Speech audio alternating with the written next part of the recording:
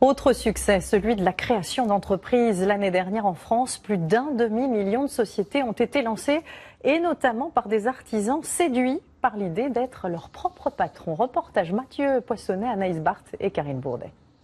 Quand elle rentre chez elle, après une journée de travail, Tiana n'a pas le temps de se reposer. Elle s'installe dans son petit atelier de 4 mètres carrés où elle passe ses soirées et ses week-ends. Depuis quelques années, elle conçoit des accessoires de mariage en tout genre. Petit nœud papillon taille enfant, ensuite on a des tailles adultes. Le jour, elle est salariée et travaille devant un ordinateur.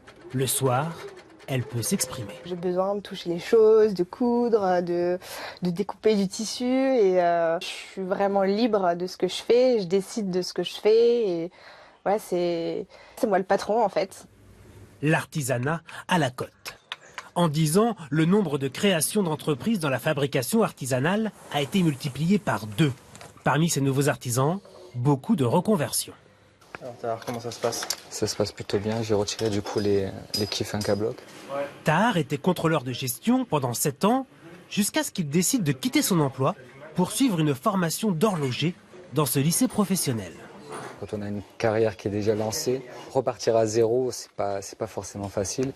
Mais j'ai la chance d'avoir un entourage qui m'a poussé parce qu'ils ont vu que j'étais vraiment passionné.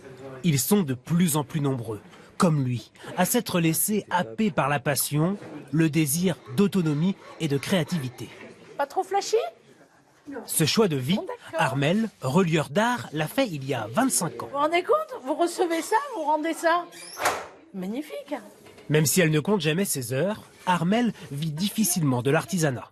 Alors pour transmettre son savoir-faire tout en mettant du beurre dans les épinards, chaque semaine, elle enseigne. Ils savent très bien tous qu'ils sont là et que ça paye mes charges. Il n'y a pas de salaire qui tombe tous les mois, même le SMIC, vous ne l'avez pas, il faut le savoir.